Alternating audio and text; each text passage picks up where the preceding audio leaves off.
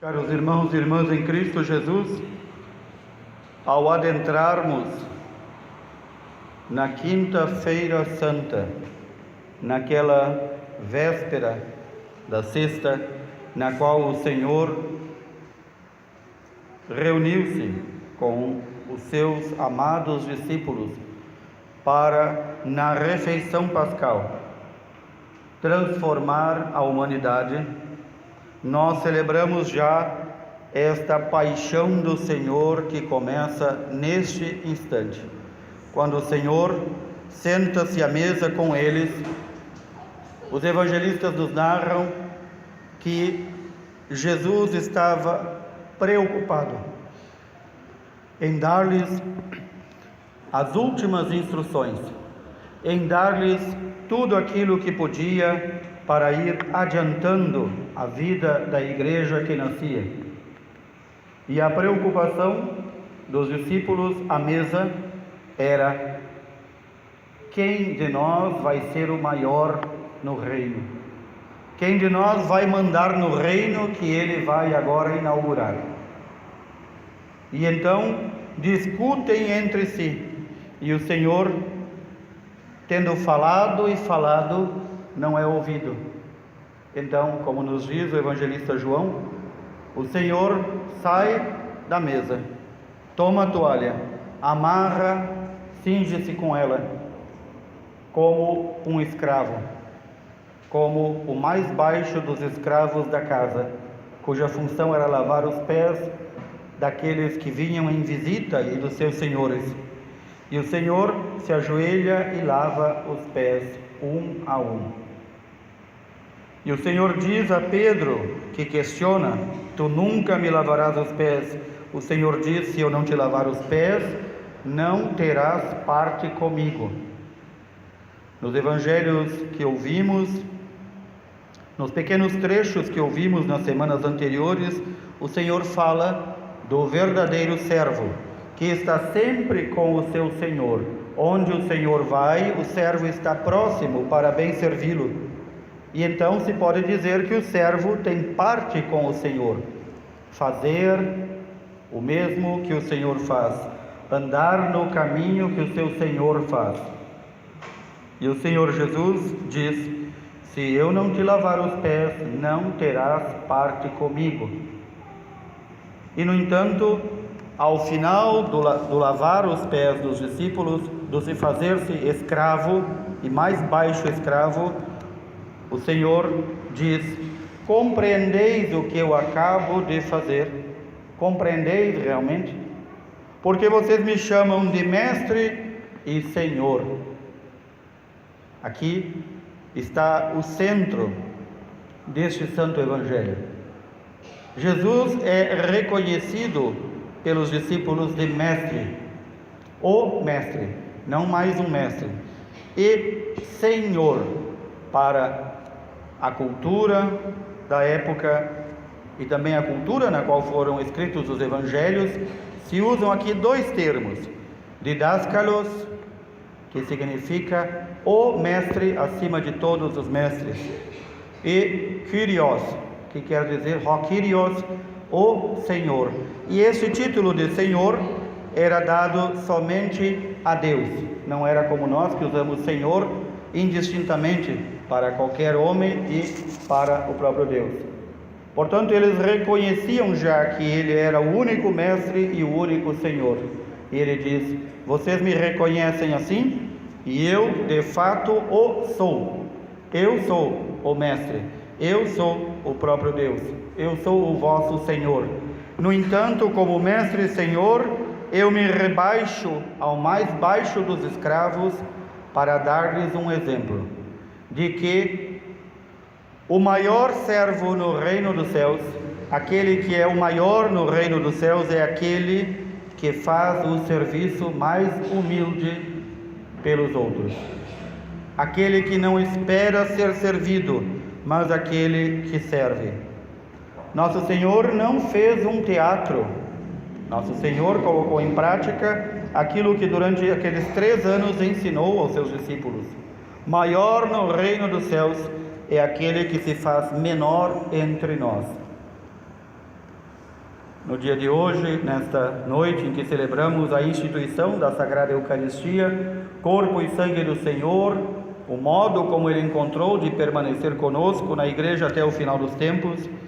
Nesta noite em que também celebramos a instituição do sacerdócio, porque Ele transformou os discípulos em sacerdotes, que devem continuar a fazer a Eucaristia, a confeccionar a Eucaristia, a rogar ao Espírito Santo que infunda no pão e no vinho o próprio corpo de Cristo. Nesta noite também celebramos, não como teatro, mas como realidade, aquele que, como sacerdote da comunidade, deve fazer-se o menor de todos para servir. E se aquele que muitas vezes consideramos como o maior deve fazer-se o menor, que dirá dos menores? Que diremos dos menores então? Muitas vezes se reconhece que o sacerdote é a presença do próprio Cristo na comunidade. E quantas comunidades e paróquias no mundo não têm um sacerdote? Por isso, esta noite, quando o Senhor nos for tirado e for colocado no sepulcro, nós também queremos rogar a Ele que nos envie sacerdotes. Não quaisquer sacerdotes, mas aqueles sacerdotes que venham em nome dEle para nos ensinar. Aqueles que venham também para nos santificar, procurando levar uma vida santa.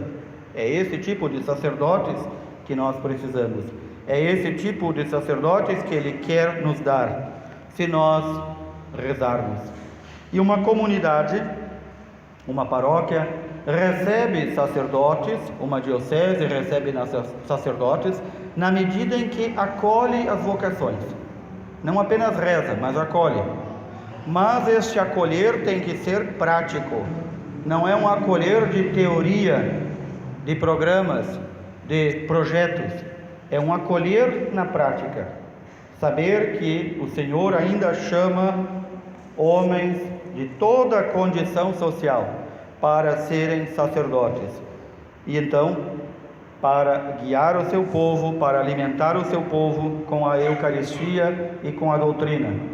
Mas também para conduzir o seu povo. E para isso, o sacerdote necessita sempre das nossas orações, necessita sempre de nossos apoios, sem os quais, até mesmo como ser humano que é, eles vão cansando, eles vão vendo que as coisas não mudam. E então nós também queremos fazer o propósito nesta noite santa de pedir ao Senhor esta conversão a toda a nossa comunidade, a toda a nossa imensa paróquia ausente, a nossa imensa paróquia que se espalha em tantos quilômetros e hoje, como em muitos dias, esqueceu o seu Senhor. Nós devemos rezar por todos estes. Devemos rezar por nós para que sejamos cada dia mais confirmados na fé, mas devemos também rezar especialmente por estes, os cristãos, que podemos dizer assim, anônimos, ou que vivem como anônimos, os cristãos que já não vivem mais como cristãos. Devemos rezar por eles. Por quê? Porque o Senhor, antes de ser entregue, antes de receber aquele beijo ardiloso de Judas, Ele foi ao Monte das Oliveiras rezar. Por quem? Por todos nós. Rogo, Pai, que aqueles que me destes não se percam, para que eles permaneçam em mim, como eu permaneço em Ti. Essa foi a última oração pública, podemos dizer assim, na vida terrestre do Senhor. Os evangelistas nos dizem: o Senhor suava sangue diante daquele momento tão terrível que ia passar, e no entanto não pediu por si, pediu por nós. Este mesmo Senhor que vai ao encontro do traidor, este mesmo Senhor que se entrega como ovelha muda no matadouro, é este mesmo Senhor que, querendo ficar conosco, nos deu o exemplo de serviço, de modo que nossa paróquia, nossa comunidade deve ser modelo de serviço. E se há algo que cada um de nós deveria competir e brigar, aqui no bom sentido, é para saber quem serve mais. É isso que nós devemos desejar. Quem de nós serve mais?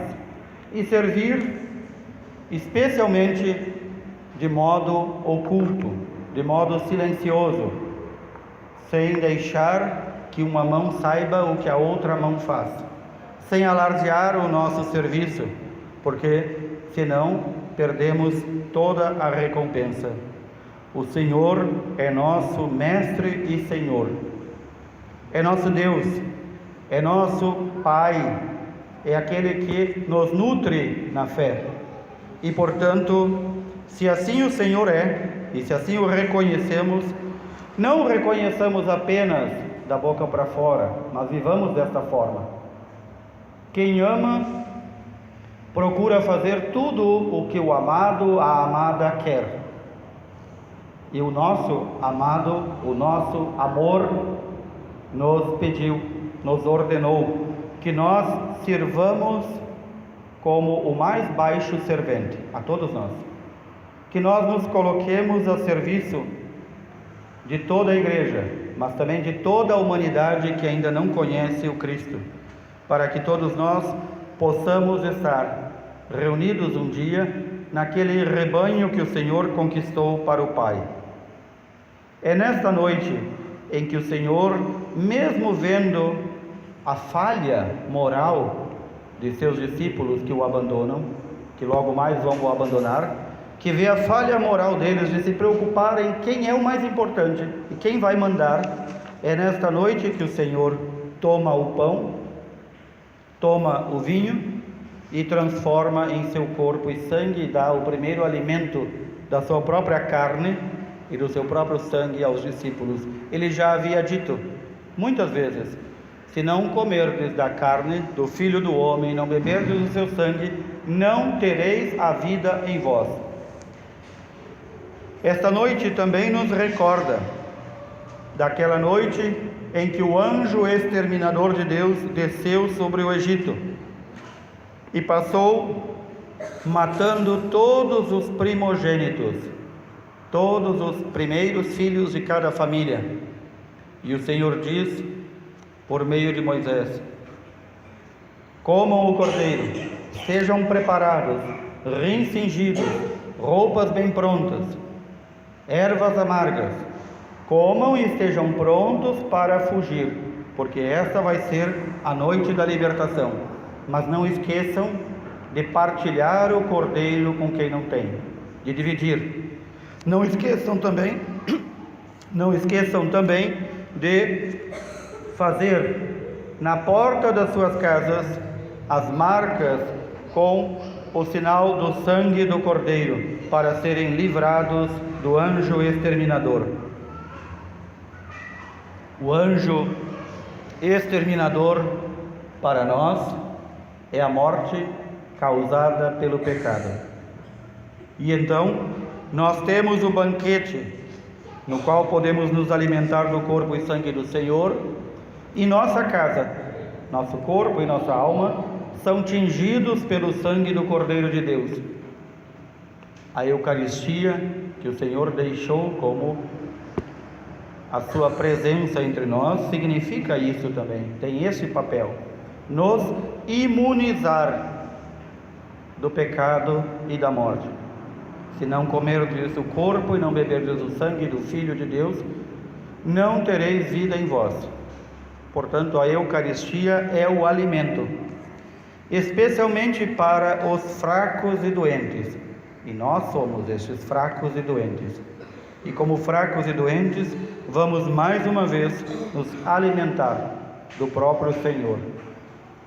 Vamos tingir com o seu sangue, o seu corpo, o nosso corpo e a nossa alma, para que o pecado já não tenha mais poder sobre nós.